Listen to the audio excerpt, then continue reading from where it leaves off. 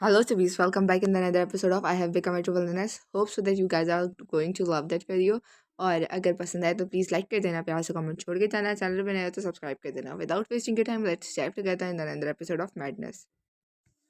So next episode के start में हमें लीनियन दिखाया जाता है और यहाँ पर हमें 2 हफ्ते पहले का वक्त बताया जा रहा है जब लीनियन कहते हैं ये हमारा मौका है और वो रोचे और सैरिया को बता रहा था कि वो जो ऑक्शन हाउस है वहाँ पर हम लोगों को लग रहा है कि माइकल है. हम काफ़ी वक्त से वहाँ पर नज़र रख रहे हैं लेकिन अभी तक हमें कोई मेन लीड नहीं मिली और सैरिया बोलते हैं या वाकई माइकल माइकल क्या एक ब्लैक मार्केट ऑक्शन को चला रहा है, मुझे यकीन नहीं आता. यहाँ पर रोचे कहते हैं हाँ वो ऑक्शन हाउस और वो सोर्सेस उसी ऑक्शन हाउस से आए थे. तुम्हें याद नहीं? और फिर सारिया कहती है हाँ वो सोर्सेस वो बिल्कुल लग रहे थे उसी मार्केट से. खैर तुम लोग कब से इधर नज़र रख रहे हो? मुझे तो इस बारे में पता भी नहीं है. तो लिनियन बताता है हम काफ़ी वक्त से इस बात पे नज़र रख रहे हैं लेकिन अफसोस की बात यह है कि शायद उसे मालूम है कि हम वहाँ पे नज़र रख रहे हैं क्योंकि अब तक हमें आगे की कोई लीड जो है वो नहीं मिली. तो सैरिया बोलती है कि यही वजह है कल तुम इतना चीख चीख के जो बात कर रहे थे. और फिर हमें वही सीन दिखाया जाता है जब लीनियन चीख चीख के बोल रहा था कि आपको ऑक्शन हाउस से वो सर्कुलर खरीदना है और सारे लोग इर्द गिर्द वो बातें सुन रहे थे. और फिर रोची कहता है खैर तुम्हें अब सब कुछ पता चल गया तो तुम यहाँ पे रुको, हमारा इंतज़ार करो, मैं जल्दी लौट आऊँगा. सैरिया कहती है नहीं ऐसा नहीं है, मुझे भी तो वो सर्कुलर लेने जाना है और मैं जानना चाहती हूँ कि माइकल माइकल क्यों इस सर्कुलर के पीछे पड़ा है, इस सर्कुलर में ऐसा क्या है. तो रोची बोलता है सैरिया ये खतरनाक है. लेकिन सैरिया मानती ही नहीं. और फिर हमें मतलब उस वक़्त का टाइम दिखाया जाता है जब माइकल को इन लोगों ने पकड़ लिया था. रॉची के पास एलियट आता है और कहता है हमने पूरे इस हाउस को मतलब कि इस जो ब्लैक मार्केट है इसको हम लोगों ने पूरा घेर लिया, आप फ़िक्र मत करें, हमने तमाम तर लोगों को पकड़ लिया और जो सस्पेक्ट हम लोग ढूंढ रहे थे वो कल्प्रिट भी पकड़ा गया और बेशक वो जिंदा है. यहाँ पर हमें वापस माइकल को दिखाया जाता है. रॉची जो है वो बिल्कुल उसके मुंह के पास आके कहता है कि तुम मुझे हैरानी होती है, तुम कब से यहाँ पर छुपे हुए हो, मेरे हाथ तुम कैसे नहीं आया. और रॉची उसको देखते हुए उसका मुंह दबाते हुए कहता है मुझे यकीन नहीं आता, इसका चेहरा हमेशा मेरे से इतना मिलता था. और वो कहता है हाँ मुमकिन है. फिर रोचे कहता है इसका कान, इसके कान को क्या हुआ, ऐसा लग रहा है किसी कुत्ते ने इसके कान को काट लिया. और फिर जो लीनियर होता है वो घबराते हुए बताता है कि दरअसल लेडी सैरिया ने इसके कान को काटा है. तो रोचे कहता है लेडी सैरिया ने, सैरिया ऐसा क्यों करेगी. तो वो बताता है क्योंकि इन्होंने सैरिया के साथ बदतमीजी करने की कोशिश की. और जस्ट वो अभी इतना ही कहता है कि रोचे को बहुत गुस्सा आता है और वो उसके मुंह के ऊपर लात मार के उसके मुंह के ऊपर खड़ा हो जाता है. कहता है मुझे सब बताओ. आगे हमें सैरिया दिखाई जाती है जब ना ये मुंह जो है वो साफ कर रही थी. इतने में हम पीछे मुड़ के देखते हैं तो सामने रोचे होता है जो कि बोल रहा होता है सैरिया. और यहाँ पर सैरिया भी है जो उसको इतने स्पीड में आते हुए देखकर घबरा जाती है और कहती है रोचे. और यहाँ पर रोचे बोलता है तुम यहाँ पे क्या कर रही हो, देखो उसने तुम्हारे साथ कितनी बदतमीजी की, तुमने उसे कुछ कहा नहीं. तो सैरिया बोलती नहीं नहीं उसका बदला मैं पहले ले चुकी हूँ और उसने मेरे साथ इतनी बदतमीजी नहीं की थी, उससे ही पहले मैंने उसका जो दांत था उसे काट दिया. लेकिन यहाँ पे रोचे वो तो खामोश हो ही नहीं रहा था और वो सैरिया को बहुत डांट कि इसीलिए मैं तुम्हें यहाँ पर नहीं ला रहा था, तुम यहाँ पर आई देखो कितना बदतमीजी की उसने तुम्हारे साथ, इससे अच्छा तो तुम घर. फिर सैरिया रोचे की बात को काट के थोड़ी कहती है कि रोचे जब माइकल तुम्हें सर्कुलर के बारे में बताएगा तुम प्लीज़ उसके बारे में मुझे बताना. रोचे कहता है तुम्हें उसके बारे में इतनी क्यों परवाह है, तुम अब भी रातों को रोती हो, मैं तुम्हारे लिए बहुत फ़िक्र करता हूँ जब मैं तुम्हें सेव नहीं कर पाता, तुम्हें प्रोटेक्ट नहीं कर पाता. और वो कहती है क्या मैं वाक़ई रोती हूँ? कहता है हाँ, कभी-कभी मुझे बहुत बुरा लगता है जब तुम रोते हुए करा रही होती हो, मुझे तो पता भी नहीं तुम्हारी नींद में तुम क्या देखती हो. तो वो कहती है वो इतना ख़ास नहीं है रोचे, इतना इंपॉर्टेंट नहीं है, वो बस वो प्रोफ़ेसी है. और आखिरकार वो रोचे को बता देती है कि मैंने प्रोफ़ेसी पढ़ी थी, उसमें लिखा हुआ था कि तुम जो वो मुझे मरता हुआ देखोगे, तुम मुझे नहीं बचाओगे और ये सब इसलिए बस मैं इसकी वज़ह से परेशान रहती हूँ. तो रोचे कहता है लेकिन क्यों, तुम क्यों मरोगे, मैं तुम्हें क्यों नहीं बचाऊँगा. तो सैरिया कहती है क्योंकि तुम सैनट से शादी कर रही होगे, तुम्हारी बीवी सैनट होगी, मैं नहीं, इसलिए तुम मुझे इग्नोर करोगे.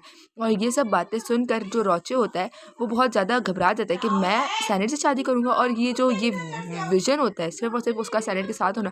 रोचे को एक तरह लाइक झटका लगता है क्योंकि स्टार्ट में रोचे कहता है तो फिर मैं जो सैनट है उससे शादी कर लेता हूँ, क्या इसकी वजह से तुम इतना ज़्यादा परेशान रहती हो और तुम्हें मैं मरता हुआ देखता हूँ, कि ये वाक़ई की मुमकिन भी है.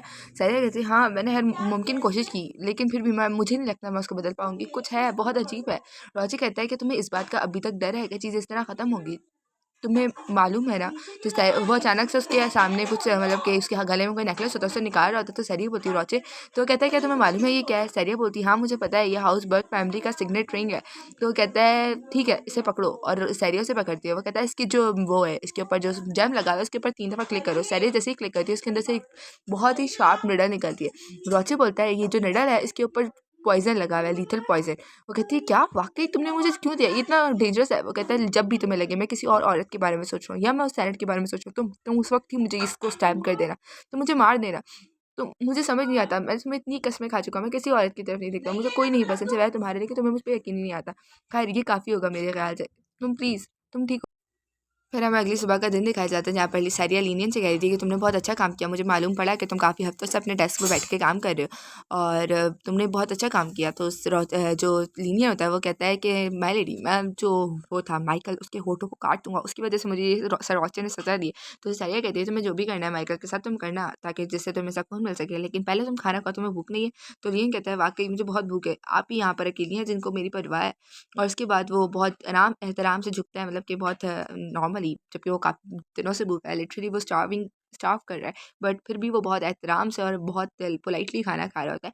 तो सारिया बोलती है जिस तरह तुम खाना खा रहे हो मुझे लगता है कि तुम किसी नोबल फैमिली से हो, बाय द वे तुम्हारा सरनेम क्या है लीनियन? तो वो कहता है फ़र्क नहीं पड़ता मेरा सरनेम क्या है, दरअसल मेरी फैमिली और मेरा नाम दोनों बर्बाद हो चुका है, मतलब किसकी फैमिली का नाम। तो ये सब बस शुक्र है योर ग्रेस का कि उन्होंने मुझे जॉब दे दी और मैं अब तक ज़िंदा हूँ। तो सारिया कहती है ओह मुझे माफ़ करना, मैं तुम्हें किसी बुरी बात की याद नहीं दिलवाना चाहती, मैं तो बस पूछना चाहती थी कि मैंने कभी इसके बारे में तुमसे पूछा नहीं। तो लीनियन बोलता है हाँ, मैं मूला में पैदा हुआ हूँ। सारिया कहता है मूला? मूला वो आइलैंड नहीं है? तो लीनियन कहता है हाँ, वो आइलैंड है लेकिन वो कुछ ऐसा नहीं है जिसमें आपको इंटरेस्ट हो। वो यहाँ से बहुत दूर है और बहुत अजीब जगह है। खैर योर ग्रेस ये जो वो है लॉबस्टर ये बहुत ज़्यादा डिलीशियस है और इसकी वज़ह से तो मुझे खुशी के आँसू आने वाले हैं। तो सारिया होती है वो कहती है कि तुम बस बातों को बढ़ा रहे हो और बढ़ा-चढ़ा के मेरा शुक्रिया अदा कर रहे हो। कहता है नहीं, नहीं मैं कभी भी बातों को बढ़ाता-चढ़ाता नहीं हूँ। आपकी वज़ह से तो मेरा गॉड के ऊपर जो यकीन है वो भी बढ़ता जा रहा है और उसकी ये सारी बातें कोल्ड बातें सुनकर ना जो पीछे बेचारा बीवी खड़ा होता है उसको सर्दी लग रही होती है।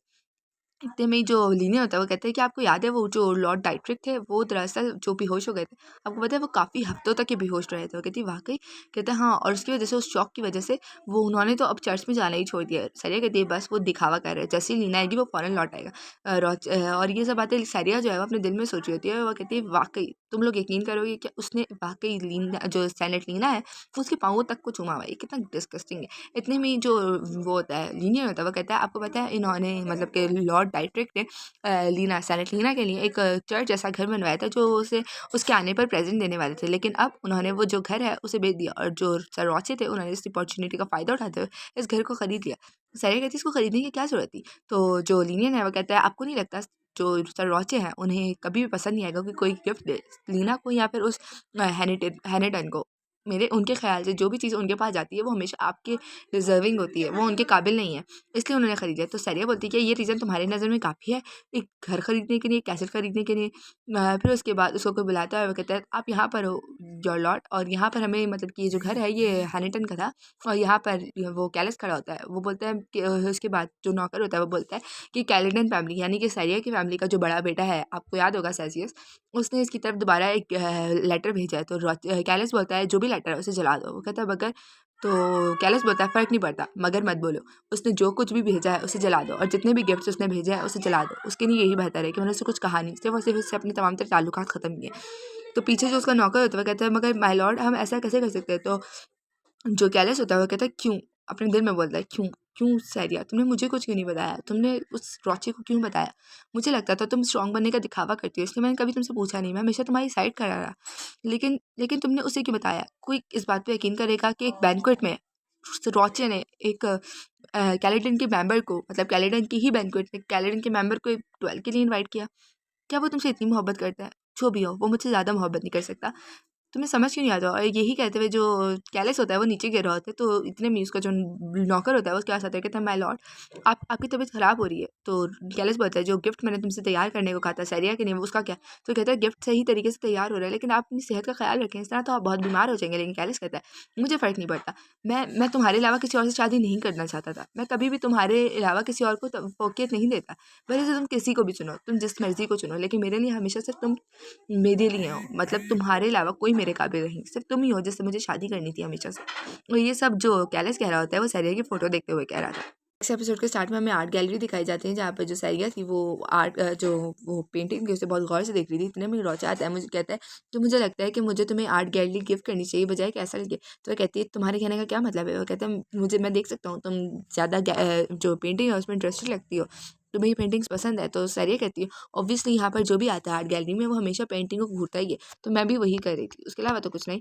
और जब तुमने बात छेड़ी दी है तो मैं पूछना चाहूँगी क्या तुमने वाकई ड्यूक डाइट्री का कैसल जो है वो खरीद लिया है? तो रोचे बोलते हैं हाँ, तुम्हें क्या लीनियर ने इसके बारे में बता दिया? मैं तो तुम्हें इसके बारे में सरप्राइज़ देना चाहता था। तो सैरी बोलती है सरप्राइज़? ये कैसा सरप्राइज़ है जिससे मुझे हार्ट अटैक दे दिया? इतने में उन्हें कोई पीछे से बुलाता है और कहते हैं योर ग्रेस। और फिर वो कहता है कि मुझे माफ़ कीजिएगा, मैंने आप लोगों को इंटरप्ट कर दिया और मेरे इस तरह के सडनली ग्रीटिंग को भी पे भी मुझे माफ़ कीजिएगा। इतने में ही रोचे बोलता है वैसे हमें मिले हुए कुछ वक्त ही हुआ है। इतने में ही हमें वो जो पीछे मतलब जो पीछे शख्स होता है जिसने इनको डिस्टर्ब किया था वो दिखाई जाता है, जिसका नाम है प्रिंस बैकवर्ड। और ये कहता है कि मैं जो हूँ मतलब कि अब ये अपनी बात आगे कंटिन्यू कर रहे हैं। इससे पहले सैरी अपने दिल में सोच रही थी कि प्रिंस बैकवर्ड ये वो सेकंड प्रिंस है जो कि लीना के प्यार में पागल हो गया था और इसने रॉजर से लड़ाई भी की थी। और फिर वो जो प्रिंस बैकवर्ड है वो आगे आते हुए कहता है कि काफ़ी टाइम हो गया आर्कडचेस आपसे मिले हुए, मेरी माँ आपसे मिलने की बहुत ज़्यादा ख्वाहिश रखती है। सैरी बोलती है क्या वाकई वो मुझसे टी पार्टी में मिलने की ख्वाहिश रखती है? और फिर वो कहती है हाँ, मैं उससे मिली थी एक दफ़ा जब मैं इस वर्ल्ड में ट्रांसपोर्ट हुई थी। सॉरी, ट्रांसपोर्ट होने से पहले मतलब कि सैरिया इसकी माँ यानी कि यहाँ की क्वीन से एक दफ़ा टी पार्टी में मिली थी यहाँ पर ट्रांसपोर्ट होने से पहले, जब मतलब ये वाली सैरिया इसकी बॉडी में नहीं आई थी। और इसके बाद सैरिया कहती है कि हाँ, सबको मालूम है कि इसकी माँ यानी कि क्वीन और मेरा मतलब कि वो कहते हैं इट कुत्ते दा वैर, वो वाला सीन है। ये लोग बहुत ज़्यादा लड़ते हैं एक दूसरे से क्योंकि जब सैरिया इसकी बॉडी में नहीं आई थी उससे पहले इन दोनों की जो एक ही जैम पर ना नज़र आ गई थी और ये दोनों उसको ख़रीदना चाहते थे, लेकिन इनकी इतनी लड़ाई हुई कि लोग कहते हैं कि एक कमरे में बैठ नहीं सकते। फिर इससे पहले कि वो जो बैकवर्ड है कुछ आगे बोलता, क्योंकि वो चाह रहा था कि वो इन दोनों को यानी कि सैरिया को और योर ग्रेस को इनवाइट करे, क्योंकि अब सैरिया आर्क डचेस बन गई है तो ऑब्वियसली इनके लिए प्रॉफिटेबल होगा अगर वो इसको बुलाएंगे और इससे बातचीत करेंगे। तो इससे पहले अगर कुछ बोलता है, सैरिया बोल देती है एक्सक्यूज़ मी, मुझे दरअसल जाना है, आप मेरे हस्बैंड से बात करें। ये कहते हैं वो भाग जाती है और भागते हुए वो उस पिंक हेयर वाली लड़की से टकरा जाती है और सैरिया से देखते हुए कहती है मुझे माफ़ कीजिएगा मैं लेडी। और फिर वो कहती है ओह, क्या मैंने आपको चोट पहुँचाई? उसके बाद उसकी शक्ल देखती है, सैरिया को याद आ जाता है कि इसने ही तो इसको बचाया था, यानी कि सैरिया ने उस पिंक हेयर वाली लेडी को बचाया था, अगर आप लोग को याद हो पिछले एपिसोड के अंदर। और फिर सैरिया बोलती है क्या आप वही हैं? तो वो पिंक हेयर वाली लड़की बोलती है ओह माय ग्लैड, आपने मुझे पहचान लिया। मैंने तो अब तक आपको अपने आप से इंट्रोड्यूस भी नहीं कराया। उसके बाद अपना नाम बताती है कि मेरा नाम जो है वो मार्कलेन है और ये जो है ड्यूक पॉलबेस की वाइफ है। यहाँ पर सैरिया उस लड़की से कहती है कि ये सुन के मुझे अच्छा लगा कि आप खैरियत से हैं। तो वो लड़की बोलती है ये सब सिर्फ आपकी वजह से तो हुआ है, मुझे मौका दीजिए आपका एहसान उतारने के लिए। तो सैरिया कहती है नहीं नहीं, मुझे मेरा एहसान उतारने की क्या ज़रूरत है, मुझे तो आपसे दोबारा मिलकर ही बहुत खुशी हो गई है। तो जो पिंक हेयर वाली लड़की होती है, इसका नाम अभी तक मुझे याद नहीं हुआ, तो मैं इसको पिंक हेयर वाली लड़की ही बोलने वाली हूँ। तो ये पिंक हेयर वाली लड़की कहती है योर ग्रेस, आप बहुत ज़्यादा काइंड है। तो सैरिया बोलती है नहीं नहीं, तुम बस बात को बढ़ा चढ़ा के बोल रही हो, मैं इतनी भी काइंड नहीं हूँ। और वो कहती है कि तुम डचेस प्रेबलस, यार क्या नाम है इसका, अजीब सा नाम है। कहती है कि अगर इसको मैं अपनी साइड पे लाऊंगी तो इससे मुझे बहुत फ़ायदा होगा, क्योंकि इसका जो हस्बैंड है उसके पास पूरी एक डोम है। और फिर सैरिया बताती है कि ऑब्वियसली इससे मेरी लोगों में मेरे साइड पे अच्छे लोगों का होना ज़रूरी है। फिर उसके बाद वो कहती है ये सब सिर्फ रोचे की वजह से हो सका। फिर वो रोचे की तरफ देखती है तो कहती है कि ये शायद बिजी है, इस वक्त मैं तुम्हें उससे इंट्रोड्यूस नहीं करवा सकती। और सैरिया बोलती है अगर मैं अब इसके बारे में देखूँ तो रोचे बिल्कुल एक मेन लीड की तरह लगता है नॉवल के, लेकिन अफ़सोस इस बात का है कि ऐसे लड़के ऐसे वो सिर्फ़ नॉवेल्स में होते हैं, हकीकत में नहीं होते। और यहाँ पर जो वो पिंक हेयर वाली लड़की होती है वो बोलती है और ग्रेस, आप जिस तरह से सरोचे को देख रही हैं यानी कि आर्कड्यूक को देख रही हैं, आप लोग बहुत क्लोज़ लगते हैं। मुझे माफ़ कीजिएगा, आपका जो चेहरा था वो बता रहा था कि आप दोनों प्यार में हैं। और सैरिया इस बात को सुन के बहुत ज़्यादा ब्लश करना शुरू हो जाती है और रोचे उसकी तरफ देखते हुए कहता है सैरिया। इतने में ही हमें मतलब कि नेक्स्ट सीन दिखाया जाता है जहाँ पर वो कह रहा होता है कि मतलब कि लिनन कह रहा होता है कि ये सब बहुत रिडिकुलस है। तो सैरिया बोलती है क्या रिडिकुलस है? वो कहता है कि ऑब्वियसली हमें 1 हफ्ता हो गया उसको सही हाल में लाने के लिए, एक पीस में लाने के लिए, सिवाय उसके वो जो कान था उसके। तो सैरिया बोलती है क्या उस कान के? तो वो कहता है हाँ, हाँ, मुझे भूल गया, इसके बारे में बात नहीं करी थी। और सैरिया उसको डाँट रही थी कि ऑब्वियसली इतनी कोई बड़ी बात नहीं है, उसका सिर्फ़ कान ही तो काटा है मैंने। और फिर सैरिया नीचे उतर रही होती है तो वो स्लिप हो जाती है और रोचे जो है उसे पकड़ लेता है। और सैरिया को फिर वही बात याद आती है और वो कहती है मतलब उसका फेस जो है रेड हो जाता है और रोचे बोलता है क्या तुम ठीक हो? तो सैरिया रेड फेस के साथ ही कहती है कि उसको वही बात याद आ रही थी और वो कुछ बोल नहीं पा रही थी। फिर उसके बाद उसको खड़ा करते हैं और सैरिया अपने दिल में बोलती है कि ये वो सिली आर्क डचेस वो क्या फालतू बातें कर रही थी, उसकी फालतू बातों की वजह से मेरे को अजीब अभी भी फ़ील हो रहा है। और सैरिया रोचे से कहती है कि मुझे बचाने के लिए, मुझे पकड़ने के लिए शुक्रिया। उसके बाद जो लीनियन ताला खोल जाता है, इतने में सैरिया बोलती है कि ये जो हाई चर्च डंजन है, ये बहुत डार्क और स्लिपरी है। तो जो लीनियन होता है वो कहता है कि ऑब्वियसली ये डंजन की खूबसूरती होती है, क्या ये नहीं है? उसके बाद हमें डंजन दिखाया जाता है जो बहुत ज़्यादा डार्क होता है। और फिर हमें एलियट बताता है, मतलब कि एलियट सैरिया को बताता है कि योर ग्रेस इस तरफ जाए और सामने होता है माइकल। तो सैरिया बोलती है वो यहाँ है। तो हेलो कहो माइकल को, इतना वक़्त हो गया है हमें मिले हुए माइकल। और यस गाइस, यहीं पर होती है वीडियो ख़त्म। होप सो कि आपको ये पार्ट पसंद आया हो। पसंद आया तो प्लीज़ बहुत सारे कमेंट्स करो। वीडियो को लाइक कर देना। जाने से पहले चैनल को सब्सक्राइब कर देना। मिलते हैं आपसे नेक्स्ट वीडियो में, तब तक के लिए अल्लाह हाफ़िज़।